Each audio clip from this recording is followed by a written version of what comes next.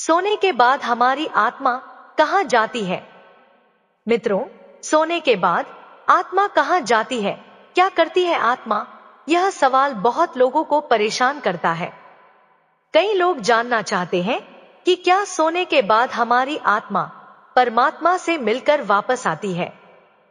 क्या इसीलिए हमें सपने आते हैं? सपनों में हम कहीं भी क्यों चले जाते हैं?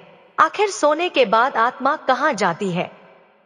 क्या आत्मा घूमने जाती है? अगर आत्मा को कोई बांध ले तो क्या होगा? इस सवाल का जवाब हर इंसान को जानना बेहद जरूरी है। मित्रों, आत्मा के रहस्य को जानने के लिए इस वीडियो को पूरा अंत तक जरूर देखें। मित्रों, कुछ लोग इस वीडियो को स्वीकार नहीं कर पाएंगे क्योंकि उन्हें लगता है कि यह सब पाखंड है। असल में पाखंड जैसा कुछ नहीं होता। आत्मा कोई पाखंड नहीं है। आत्मा एक जीव है जो कभी नहीं मरती। कुछ लोग कहते हैं कि सोने के बाद आत्मा पता नहीं कहां कहां की यात्रा करके आती है। हर रात जब हम गहरी नींद में होते हैं तब ऐसा लगता है मानो हम एक अनजानी दुनिया में खो जाते हैं। लेकिन आज मैं आपको एक रहस्यमयी कहानी सुनाती हूँ।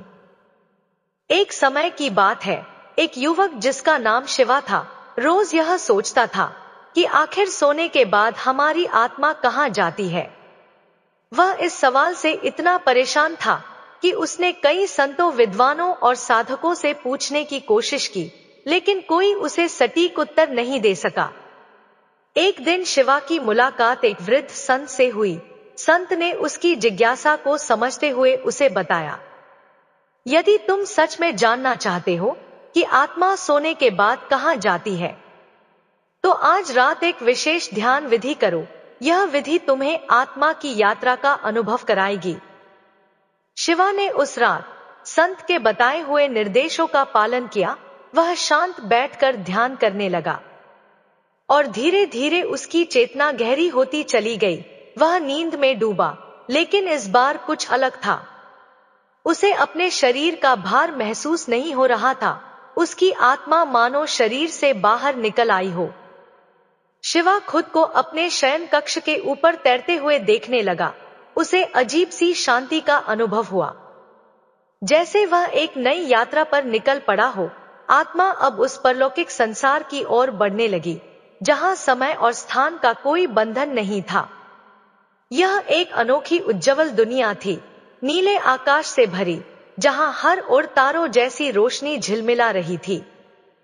शिवा ने देखा कि वहां अन्य आत्माएं भी थी, जो इसी प्रकार सोते समय अपने शरीर से निकलकर यहां आती थी।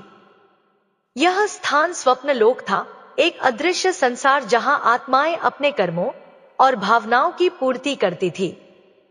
स्वप्न लोक में आत्माएं अपनी इच्छाओं को पूरा करती थी, जो वे जागृत अवस्था में नहीं कर पाती थी। किसी ने अपने खोए हुए प्रियजनों से मिलना चाहा, तो कोई अपने अधूरे सपनों को पूरा कर रहा था। आत्माएं वहां बिना किसी सीमा के उड़ती, अपने अनुभवों से सीखते और नए अनुभवों की खोज में निकल पाती। शिवा ने देखा कि स्वप्न लोक में कुछ आत्माएं रंगीन धुन से भरी घाटियों में भ्रमण कर रही थी, जबकि कुछ आत्माएं शांत झीलों के किनारे ध्यान कर रही थी। यह स्थान मानो आत्मा की पुनः जागृति और सृजन का केंद्र था। वहीं शिवा को एक देवदूत मिला, जिसने उसे बताया, यह वह संसार है जहां हर आत्मा सोने के बाद यात्रा करती है। यह संसार तुम्हारी भावनाओं और विचारों का प्रतिबिंब है। जब तुम सोते हो तो तुम्हारी आत्मा यहां आकर खुद को फिर से जीवित करती है, अपने अनुभवों से जुड़ती है और अपने अगले दिन के लिए ऊर्जा संचित करती है। शिवा को यह जानकर अचंभा हुआ कि यह यात्रा आत्मा को उसकी आत्मिक गति की दिशा में मार्गदर्शन करती थी। स्वप्न लोक में उसकी आत्मा ने कई अनुभव किए। उसने अतीत के रहस्यों को समझा, अपने भीतर के डर और दुविधा का सामना किया। वह जान गया कि हर सपना, हर अनुभव एक संदेश होता है जो आत्मा की गहराई से आता है। जब सुबह हुई, शिवा की आत्मा फिर से उसके शरीर में वापस आ गई। वह उठा, लेकिन अब उसके भीतर एक नई समझ थी। उसे अब इस सवाल का उत्तर मिल चुका था। सोने के बाद आत्मा एक अदृश्य संसार की यात्रा पर जाती है, जहां वह अपने भीतर की गहराइयों को समझती है, अपने सपनों को जीती है और अपनी चेतना को नई ऊर्जा प्रदान करती है। मित्रों, यह कहानी हमें यह सिखाती है कि हर रात की नींद केवल शरीर के लिए विश्राम नहीं होती, बल्कि आत्मा के लिए एक नई यात्रा होती है। सोने के बाद आत्मा अपने अदृश्य पंख फैलाती है और ऐसे संसार की खोज में निकल जाती है, जहां हमारे जागृत जीवन की सीमाएं समाप्त हो जाती हैं। कुछ पत्रिकाएं कह सकती हैं, ना ही उसे कोई दुख होता है, आत्मा सदा अमर रहती है। सपनों का मनोविज्ञान शुरू से ही मनुष्य के लिए अजीब विषय रहा है। वैज्ञानिकों और मनोचिकित्सकों ने अपने अपने ढंग से इसकी व्याख्या की है। जैसा कि आप सभी जानते हैं, जब हम गहरी नींद में होते हैं तो हम सपने देखते हैं। सपना आज भी शोध का रोचक विषय बना हुआ है। जब हम रात में सोते हैं तो उस समय आत्मा का क्या होता है? क्या वह शरीर में रहती है या कहीं चली जाती है? ऐसे कई सवाल होते हैं जिनका जवाब इंसान जानना चाहता है। हर इंसान अपने बारे में सब कुछ जानना चाहता है, और जब आत्मा की बात आती है तो लोग इसके प्रति और अधिक जिज्ञासु हो जाते हैं। कई लोग साधु संतों की मदद लेकर इस बारे में जानने की कोशिश करते हैं। मित्रों, आज के इस वीडियो में हम आपको बताएंगे कि भगवान श्री कृष्ण ने आत्मा के बारे में क्या कहा है और सोने के बाद आत्मा कहां जाती है। भगवान श्री कृष्ण के अनुसार आत्मा अमर है और वह शरीर की विभिन्न अवस्थाओं के बावजूद अपनी शुद्धता बनाए रखती है। सपनों और नींद के संदर्भ में गीता बताती है कि मन की अवस्था बदलती रहती है, लेकिन आत्मा शाश्वत और अचल रहती है। सपने मन की गतिविधियों का परिणाम हो सकते हैं, लेकिन आत्मा की वास्तविक स्थिति उससे परे है। महाभारत के युद्ध से पहले अर्जुन को बहुत चिंता और असमंजस हो रहा था। वे समझ नहीं पा रहे थे कि अपने ही परिवार और गुरु के खिलाफ युद्ध कैसे करें। उनकी मन की स्थिति इतनी विचलित हो गई थी कि वे ठीक से सो भी नहीं पा रहे थे। एक रात जब अर्जुन ने सोने का प्रयास किया तो वे भगवान श्री कृष्ण के बारे में सोचते सोचते नींद के आगोश में चले गए। उस रात अर्जुन ने एक अद्भुत सपना देखा। उन्होंने देखा कि वे एक सुंदर और शांतिपूर्ण वन में खड़े हैं, जहां चारों ओर हरियाली और फूलों की खुशबू बिखरी हुई है। उस वन में उन्हें एक दिव्य प्रकाश दिखाई दिया जो धीरे धीरे उनके पास आ रहा था। जब वह प्रकाश उनके निकट आया, उन्होंने देखा कि वह प्रकाश स्वयं भगवान श्री कृष्ण थे। भगवान श्री कृष्ण ने अर्जुन से कहा, हे पार्थ, यह सपना नहीं है, यह तुम्हारी आत्मा का दिव्य अनुभव है। सोते समय जब तुम अपने मन की गहराइयों में होते हो तो तुम्हारी आत्मा सूक्ष्म रूप में दिव्य अनुभव कर सकती है। यह अनुभव तुम्हें यह समझाने के लिए है कि आत्मा अमर है और किसी भी प्रकार के बंधन से परे है। अर्जुन ने भगवान श्री कृष्ण से पूछा, हे केशव, यदि यह सपना नहीं है तो फिर सपने क्या होते हैं और हमारी आत्मा नींद में कहां जाती है? तब भगवान श्री कृष्ण ने उत्तर दिया, जब मनुष्य सोता है तो उसकी आत्मा अपने भौतिक शरीर से थोड़ा अलग हो जाती है, लेकिन वह पूरी तरह से उससे मुक्त नहीं होती। यह अवस्था जागृत और सुषुम्ना के बीच की होती है। इसी स्थिति में मनुष्य को सपने आते हैं जो उसके मन और आत्मा की गहराई में बसे विचारों, इच्छाओं और भावनाओं का परिणाम होते हैं। सपने मन के विचारों का प्रतिबिंब होते हैं और आत्मा केवल एक साक्षी की तरह इन अनुभवों को देखती है। अर्जुन ने समझा कि सपने आत्मा की यात्रा का एक हिस्सा होते हैं, लेकिन वे पूरी तरह से वास्तविकता नहीं होती।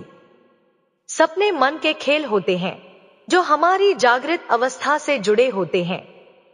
अर्जुन का यह दिव्य अनुभव उनके लिए एक सीख बन गया। उन्होंने समझा कि आत्मा किसी भी सांसारिक बंधन से परे है और सपने केवल मन के विचारों का प्रतिबिंब है। इस अनुभव ने अर्जुन को आत्मिक शांति और साहस दिया।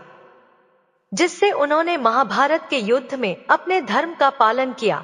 मित्रों, यह कथा इस बात को उजागर करती है कि सोने के बाद आत्मा अपने सूक्ष्म रूप में दिव्य अनुभव कर सकती है। सपने हमारे मन और आत्मा के भीतर की स्थितियों का प्रतिबिंब होते हैं। आत्मा अमर और शुद्ध है, जो किसी भी भौतिक स्थिति से परे है। भगवान श्री कृष्ण के माध्यम से अर्जुन को यह शिक्षा मिली कि आत्मा की यात्रा और सपनों की दुनिया को समझा जा सकता है, लेकिन इसे वास्तविकता से अलग करके देखना चाहिए। एक बार की बात है, हिमालय की गोद में एक साधु अपने शिष्य के साथ एक गुफा में तपस्या कर रहे थे। साधु बहुत ज्ञानी और अनुभवी थे और उनके शिष्य ने कई वर्षों तक उनके साथ साधना की थी।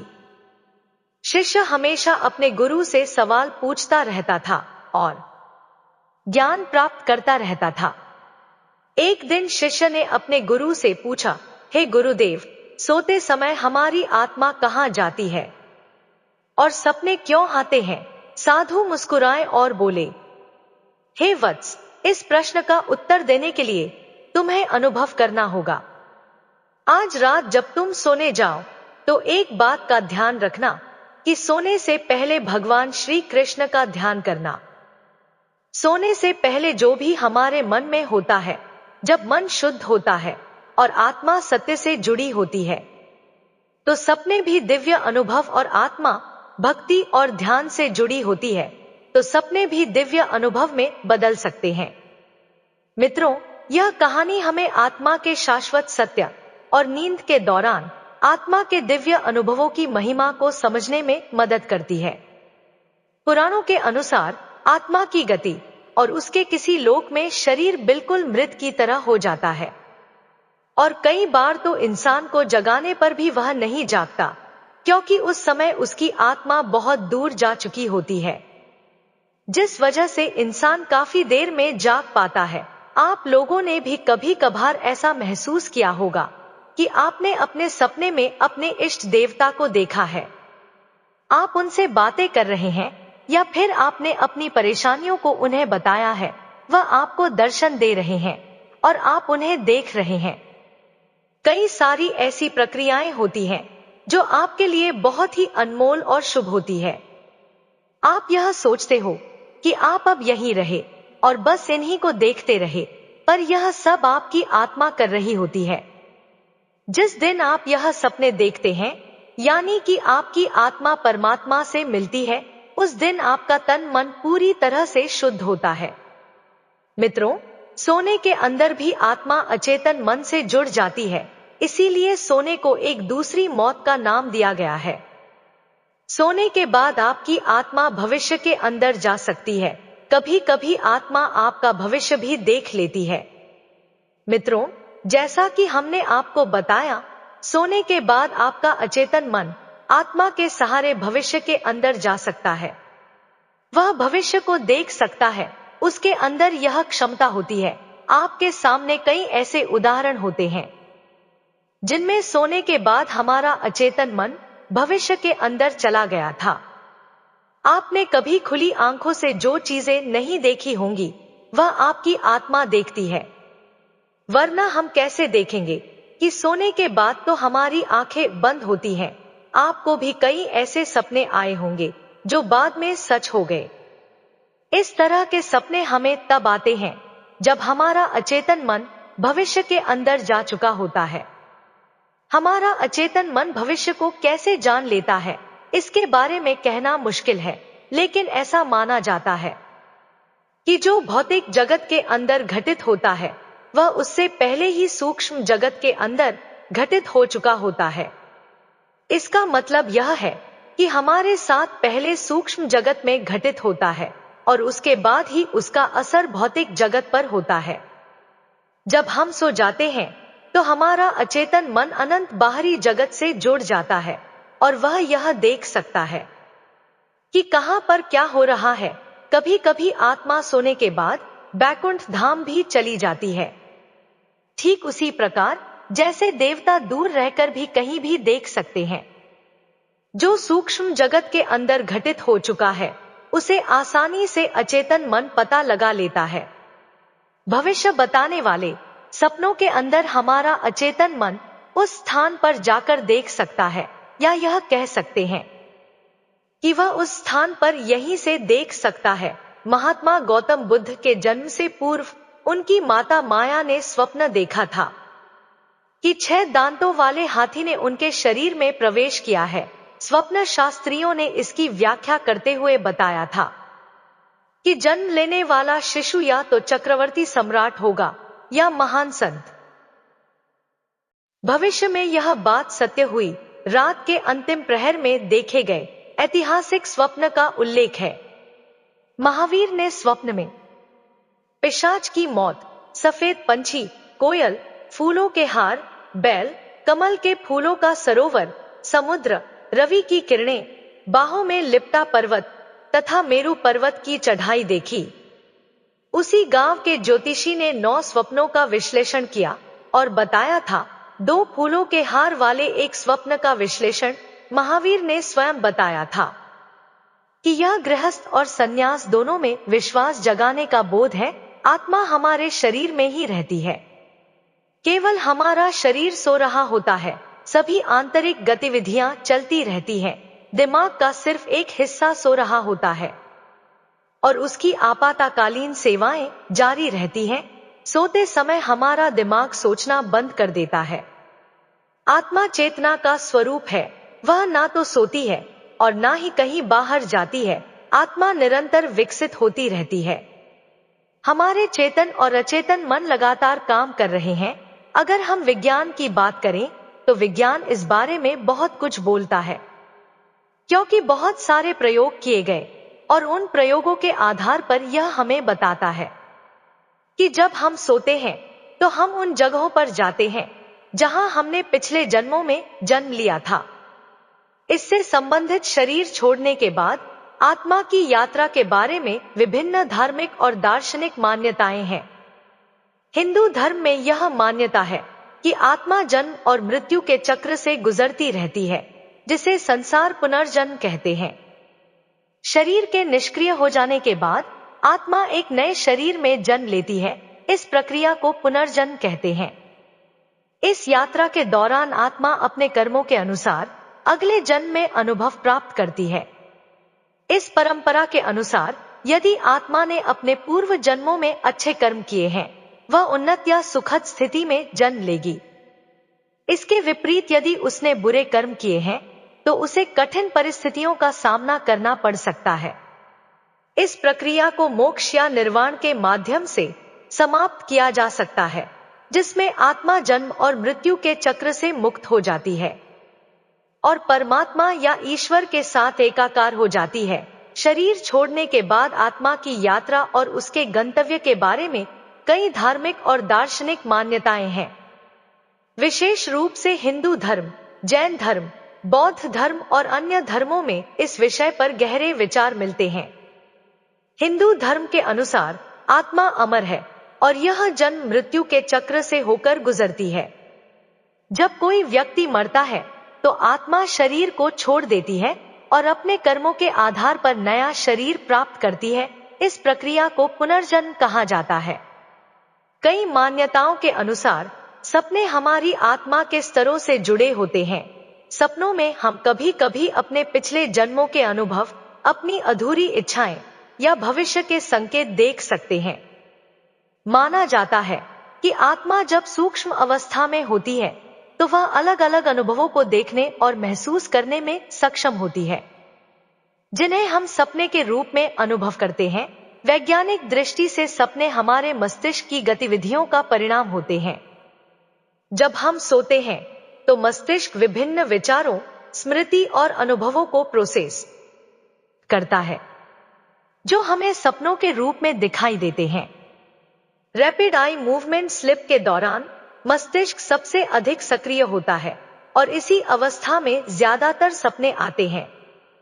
सपने कई बार हमारे दैनिक जीवन की घटनाओं, तनाव, इच्छाओं और भावनाओं का प्रतिबिंब होते हैं। यह मस्तिष्क के प्रयास होते हैं कि वह दिन भर की जानकारी को समझ सके और उसे व्यवस्थित कर सके। नींद के दौरान आत्मा सूक्ष्म अवस्था में होती है और वह पूरी तरह से शरीर से अलग नहीं होती है। सपने हमारे मन और मस्तिष्क की गहरी प्रक्रियाओं का परिणाम होते हैं, जो विभिन्न धार्मिक और वैज्ञानिक दृष्टिकोण से समझे जा सकते हैं। इसे आत्मा और मन की गहरी यात्रा माना जाता है, जबकि वैज्ञानिक दृष्टिकोण में यह मस्तिष्क की गतिविधियों का परिणाम है।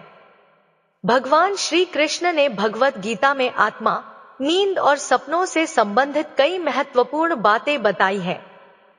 हालांकि सपनों के विषय पर सीधे तौर पर चर्चा नहीं की गई, लेकिन आत्मा की स्थिति, उसके गुण और मन के बारे में श्री कृष्ण ने गहराई से बताया है। भगवान श्री कृष्ण ने अर्जुन को भगवत गीता के 2 अध्याय में आत्मा की अमृता के बारे में बताया है। आत्मा ना तो जन्म लेती है, ना ही मरती है, वह शाश्वत, अविनाशी और अजर अमर है। यह शरीर के मरने के बाद भी नष्ट नहीं होती, बल्कि केवल शरीर को छोड़कर एक नए शरीर में प्रवेश करती है। गीता में भगवान श्री कृष्ण कहते हैं, आत्मा ना कभी जन्म लेती है, ना मरती है और ना ही कभी समाप्त होती है। वह अजन्मा, शाश्वत, पुराण और अनश्वर है। शरीर के नष्ट होने पर भी इसका नाश नहीं होता। भगवान श्री कृष्ण ने गीता में बताया कि मन और आत्मा का गहरा संबंध है। मन की स्थिति और विचार आत्मा की स्थिति को प्रभावित कर सकते हैं। जब मन शांत होता है और अपने विचारों पर नियंत्रण रखता है, तब आत्मा की शुद्ध अवस्था का अनुभव किया जा सकता है। व्यक्ति को अपने मन और आत्मा के माध्यम से अपने आप को उठाना चाहिए और अपने मन को गिरने ना दे। आत्मा स्वयं का मित्र भी है और शत्रु भी। गीता में सपनों के बारे में सीधे तौर पर चर्चा नहीं की गई है, लेकिन भगवान श्री कृष्ण ने यह समझाया कि मनुष्य की जागृत, स्वप्न और सुषुप्ति, गहरी नींद की अवस्थाएं एक गहरे सत्य को दर्शाती हैं। यह सत्य है कि इन तीनों अवस्थाओं से परे भी आत्मा की एक शुद्ध, अचल और शाश्वत अवस्था होती है, जिसे व्यक्ति योग और ध्यान के माध्यम से अनुभव कर सकता है। प्राचीन ग्रंथों और धार्मिक शास्त्रों में सपनों के विषय पर कई बातें कही गई हैं, जो आत्मा और मन की अवस्थाओं से जुड़ी हुई हैं। इन ग्रंथों में सपनों को इस सूक्ष्म यात्रा का एक हिस्सा माना गया है। तो आइए देखते हैं कि विभिन्न पुरानी मान्यताएं और शास्त्र इस बारे में क्या कहते हैं। बृहदारण्यक उपनिषद में सपनों की व्याख्या करते हुए कहा गया है कि जब व्यक्ति सोता है तो उसकी आत्मा 3 अवस्थाओं में से एक में प्रवेश करती है। जागृत अवस्था, सपने की अवस्था और नींद की अवस्था। स्वप्न अवस्था में आत्मा शरीर से अलग हो जाती है और सूक्ष्म संसार की यात्रा करती है।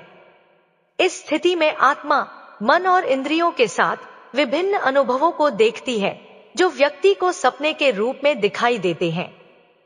उपनिषदों के अनुसार स्वप्न अवस्था में आत्मा उन अनुभवों को देखती है जो जागृत अवस्था में अधूरे रह गए थे या मन के भीतर दबी हुई इच्छाओं का परिणाम होते हैं। सपने इस बात का संकेत होते हैं कि आत्मा अभी भी सांसारिक इच्छाओं से जुड़ी हुई है। महाभारत और रामायण जैसे ग्रंथों में भी सपनों को महत्वपूर्ण घटनाओं का संकेत माना गया है। उदाहरण के लिए महाभारत में धृतराष्ट्र ने संजय से पूछा कि उनके द्वारा देखे गए सपने का क्या अर्थ है। इन सपनों में भविष्य की घटनाओं का पूर्वाभास किया गया था, जो बाद में युद्ध में घटित हुए। कई पुराणों में सपनों को दैवीय संकेत, भविष्यवाणियां और आत्मा की सूक्ष्म यात्रा के रूप में देखा गया है। श्रीमद् भागवत पुराण में भगवान श्री कृष्ण ने अर्जुन को यह बताया था कि कुछ सपने दिव्य होते हैं और वे आत्मा के पूर्व जन्मों के अनुभवों से भी जुड़े हो सकते हैं। योग शास्त्रों में कहा गया है कि जब मन शांत और नियंत्रित होता है तो व्यक्ति सपनों के माध्यम से आत्मा की सूक्ष्म अवस्थाओं का अनुभव कर सकता है। योगियों का मानना है कि सपने केवल मन की उपज नहीं है, बल्कि यह आत्मा की यात्रा का एक हिस्सा होते हैं। पतंजलि के योग सूत्रों में कहा गया है कि ध्यान और साधना के माध्यम से मनुष्य सपनों की प्रकृति और उनके वास्तविक अर्थ को समझ सकता है। योग के अभ्यास से सपनों पर नियंत्रण पाया जा सकता है और उनके माध्यम से आत्मा के सूक्ष्म सत्य का अनुभव किया जा सकता है। स्वप्न शास्त्र, जो प्राचीन भारतीय विज्ञान में वर्णित है, के अनुसार सपनों का अध्ययन मन और आत्मा की गहरी अवस्थाओं को समझने के लिए किया जाता है। इस शास्त्र में बताया गया है कि सपने हम आंतरिक इच्छाओं, भावनाओं और भविष्य की घटनाओं का प्रतीक होते हैं। आयुर्वेद में कहा गया है कि सपनों का हमारे शरीर और मन की स्थिति से गहरा संबंध होता है। शरीर की 3 दोष, वात, पित्त, कफ के असंतुलन के कारण विभिन्न प्रकार के सपने आते हैं। आयुर्वेद के अनुसार जब शरीर और मन संतुलित होते हैं तो सपने सुखद होते हैं और आत्मा का अनुभव शुद्ध होता है। मित्रों, सपने और जागृत अवस्था दोनों ही हमारे मन की सीमाओं के भीतर के अनुभव है। जब हम सोते हैं और सपने देखते हैं तो हम एक कमरे में होते हैं, और जब हम जागते हैं तो दूसरे कमरे में चले जाते हैं। लेकिन दोनों ही अवस्थाओं में हम बंधन में रहते हैं। भगवान श्री कृष्ण के अनुसार यह जीवन और मृत्यु दोनों ही बंधनों के भीतर होते हैं और इनसे बाहर निकलना ही असली जागरण है। साधारण व्यक्ति के लिए जागरण का मतलब सुबह उठकर अपने दैनिक कार्यों में लग जाना होता है, जबकि एक संत के लिए जागरण का अर्थ है बंधनों से पूरी तरह मुक्त हो जाना।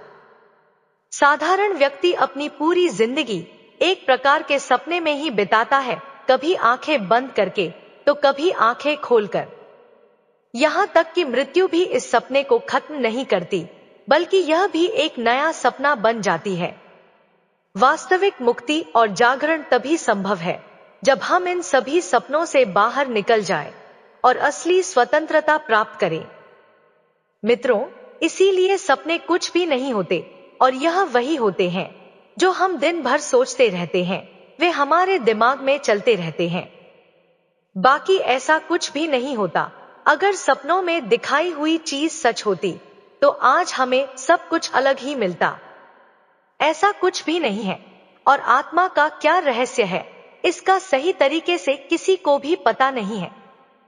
मित्रों, हम तो भगवान श्री कृष्ण से यही सुनते हैं कि आत्मा अजर अमर है और उसको ना तो कोई काट सकता है और ना ही कोई जला सकता है। मित्रों, वीडियो कैसी लगी कमेंट करके हमें जरूर बताएं और वीडियो को लाइक शेयर करें और साथ ही हमारे चैनल को सब्सक्राइब करें। आप सभी का धन्यवाद।